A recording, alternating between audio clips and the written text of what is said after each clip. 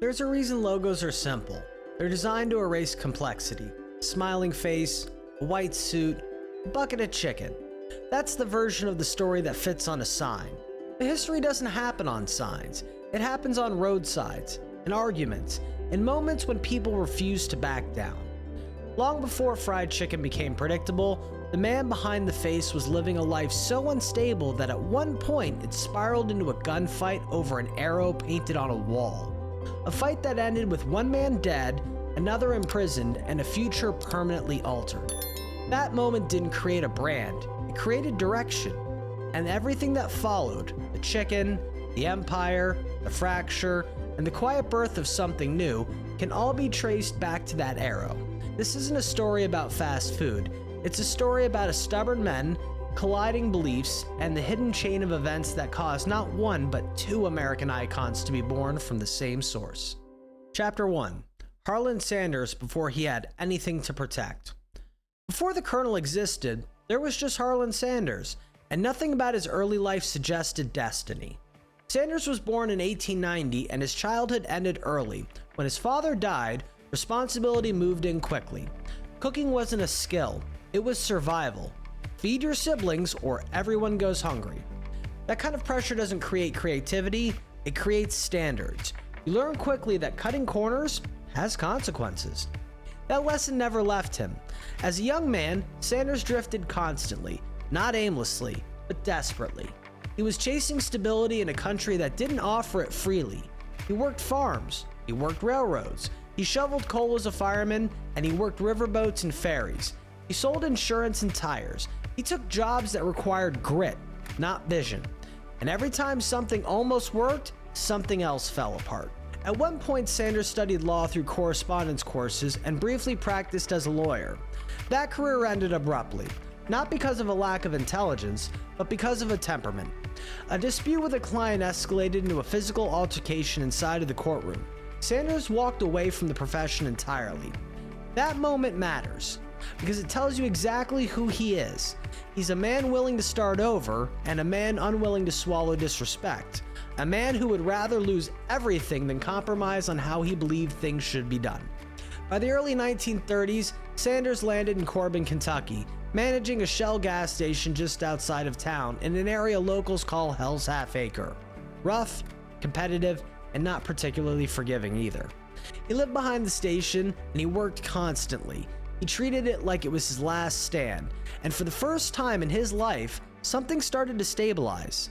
Sanders ran a clean operation. He was reliable, he was visible, and he became known in the community, respected enough that the state of Kentucky awarded him the honorary title of colonel. It wasn't fame, but it was validation. After decades of drifting, Sanders finally felt like he had something that might last, and that's when trouble started. Across the road, another gas station opened, tied to Standard Oil, run by a man named Matt Stewart. Competition was expected. What wasn't expected was escalation. Sanders began advertising aggressively, painting directional signs along US Route 25. One sign in particular mattered, a large arrow painted on a concrete wall guiding drivers directly towards the station. The arrow redirected traffic, and traffic? That meant money. Stewart didn't argue with Sanders about it, and he didn't complain to the authorities. He just painted over it. Not once, not twice, but repeatedly, using creosote, a tar-like substance meant to permanently ruin the sign. Sanders would repaint it, Stewart would destroy it again. Each time the conflict sharpened. Threats were exchanged, tempers rose, and what began as competition turned personal. And on the morning of May 7th in 1931, a boy ran up to Sanders and told him that Stewart was out there again, ladder up, brush in hand, erasing the arrow. Sanders didn't go alone. By coincidence, two Shell representatives were visiting that morning, District Manager Robert Gibson and Supervisor Carlisle Shelburne. They rode with Sanders to confront Stewart. They found him on the ladder. Words were exchanged, and then everything collapsed into chaos. Accounts differ on who drew first, but what doesn't differ is what followed. Gunfire erupted. Robert Gibson was shot and fell. He would die before reaching the hospital. Shelburne and Sanders returned fire. Stewart was hit, badly wounded, but he was alive. The police arrived and arrests were made. Lives were permanently altered from this point. And here's where the part that changes the story entirely. After the investigation and trial, Matt Stewart was convicted of murder and sentenced to 18 years in prison. Sanders was cleared. The man who had been erasing his messages, gone. The rivalry, over. And the territory, it was all his. One man was dead and another was in prison, and one man went back to his gas station with a realization he couldn't ignore. Life was fragile. Control was limited, and if he was going to build anything lasting, it needed to be something that people came for, not something they fought for. That was the moment Sanders stopped thinking like a gas station operator and started thinking like a man who needed to build something safer, steadier, and worth defending. That's where the chicken begins. Chapter 2. The station that stopped being about gas. When Harlan Sanders drove back to his Shell station after the shooting, nothing looked the same, even though nothing had physically changed. The pumps were still there, the road was still there, and the building still stood. But the illusion of permanence was gone. Sanders had just watched a business rivalry escalate into death. One man was buried, another was sentenced to prison, and Sanders, clear and alive, returned to a place that now felt exposed. A gas station could be attacked, sign could be erased, and territory could be fought over. What he needed next was something that didn't invite conflict, something people chose, not something they were redirected towards. That's where food quietly takes over the story. Sanders had already been cooking small meals for travelers, not as a restaurant, but as a hospitality. Country ham, biscuits, simple plates served to people who lingered instead of rushing back onto the road. And after the shooting, that habit turned into intent. Cooking was controlled, cooking was personal, and cooking didn't provoke rivals. More importantly, cooking created memory. Sanders didn't rush this transportation. He didn't slap a sign up and declare himself a restaurateur. He cooked behind the station, refining meals the way he refined everything else, through repetition and refusal to compromise. Chicken became central, not because it was trendy, but because it was unforgiving. Cook it poorly and everybody knows. Cook it inconsistently and your reputation collapses. Sanders learned that challenge. He experimented obsessively with seasoning, adjusting ratios, tasting batches, serving the same dish repeatedly until it behaved the same way every time. When frying proved too inconsistent, he turned to a pressure cooker, not to save time, but to gain control. That distinction matters, because Sanders wasn't chasing speed, he was chasing reliability. He wanted a process that produced the same result whether he was in the kitchen or not, a standard that protected his standards even when his hands weren't on the food. Word spread slowly, then steadily. Truck drivers remembered the place, travelers detoured, and locals brought family. The gas station became known less for fuel and more for meals. Sanders didn't think in terms of branding yet. He thought in terms of trust. If somebody drove an extra mile for his food, he owed them consistency. For the first time in his life, Sanders wasn't restarting, he was refining. And that world shifted again, because the expanse of the interstate highway system rerouted traffic from Corbin. Cars stopped passing his station. The flow that sustained him vanished almost overnight. Once again, Sanders found himself standing in the ruins of something he had built carefully through no fault of his own. And at 65 years old, he was out of time. But this time, he had something he never had before, a product that worked anywhere. That realization, that would change everything. Chapter 3. The chicken that traveled better than the man. Sanders didn't respond to losing traffic by lowering standards or cutting corners. He responded by moving. He packed his pressure cooker into the car, loaded his seasonings, and started driving. Town to town, restaurant to restaurant. He didn't pitch himself as a genius, and he didn't pitch himself as an expansion.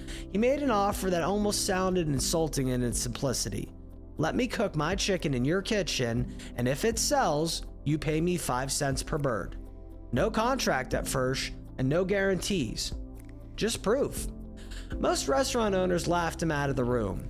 A 65-year-old man asking to cook in their kitchen sounds like charity and not a business. Others tried the chicken and dismissed it as too much trouble. But some tasted it and understood.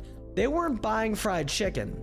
They were buying consistency. What Sanders was really selling was a system, seasoning, method, equipment, and discipline wrapped in a handshake, and that system scaled faster than ever imagined.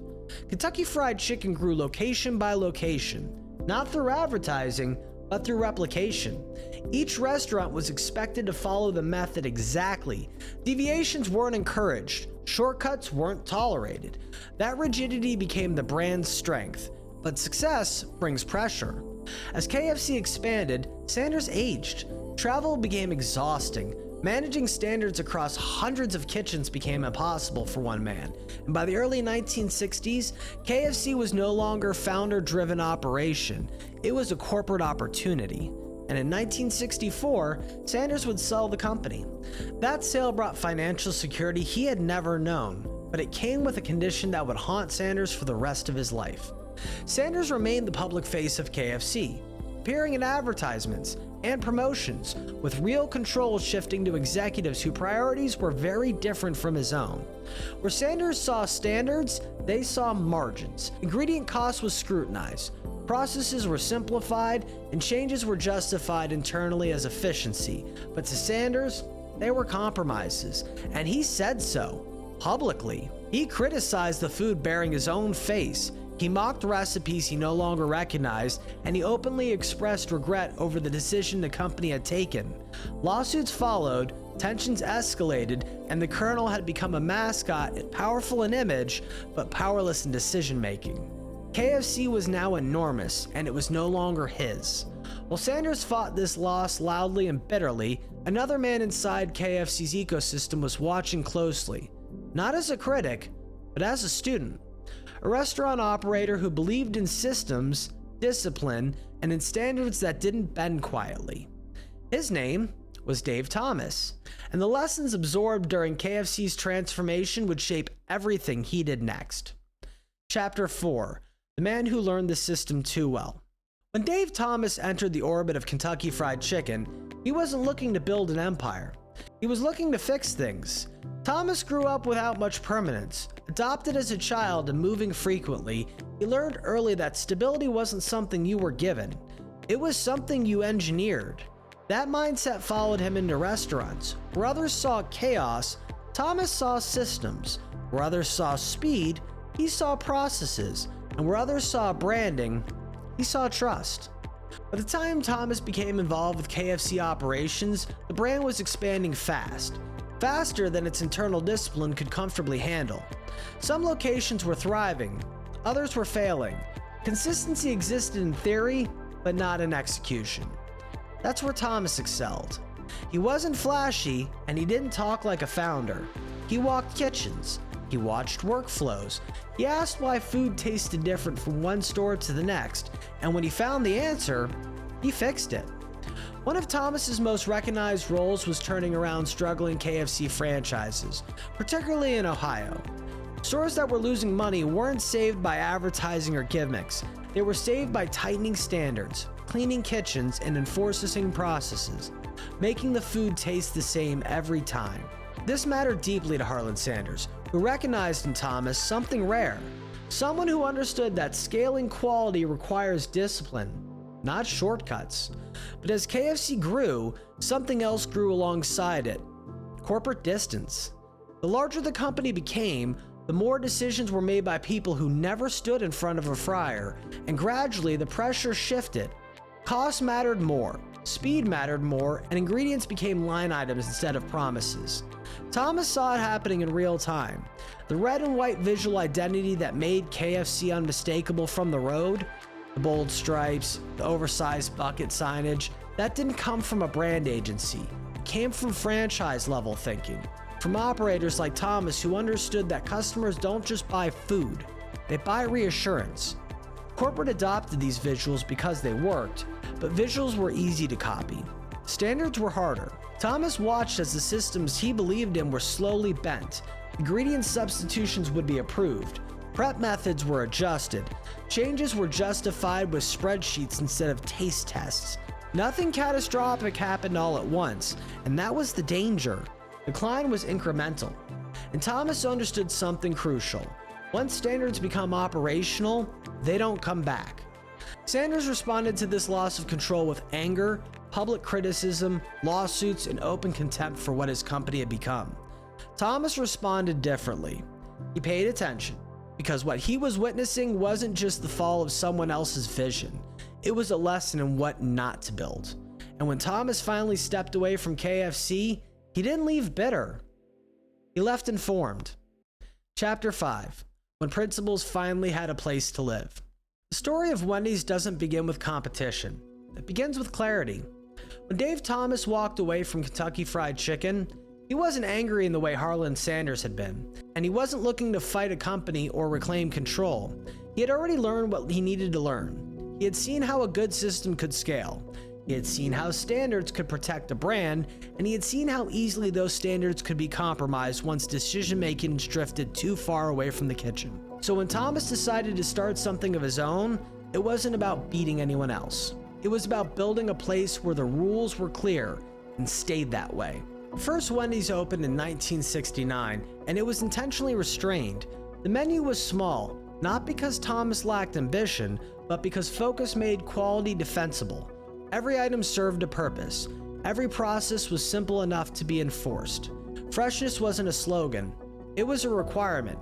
Beef wasn't frozen, orders weren't cooked until they were placed, and kitchens weren't hidden behind walls. They were visible, because Thomas believed trust mattered just as much as speed. Even the square hamburger patties were deliberate. They weren't designed to be quirky, they were designed to be honest. The meat extended past the bun so customers could see it, nothing was concealed. Nothing trimmed away and no corners cut, literally or figuratively. That wasn't innovation for attention, it was correction through discipline. Everything Thomas built at Wendy's reflected lessons learned inside KFC. Not the parts that worked on paper, but the parts that worked in real kitchens, with real people serving real customers. And that's where the two stories finally converge. Harlan Sanders had proven that quality could scale. Corporate KFC proved that quality could be diluted. Dave Thomas proved that dilution wasn't inevitable if the system was built to resist it. That's the hidden connection between these two brands.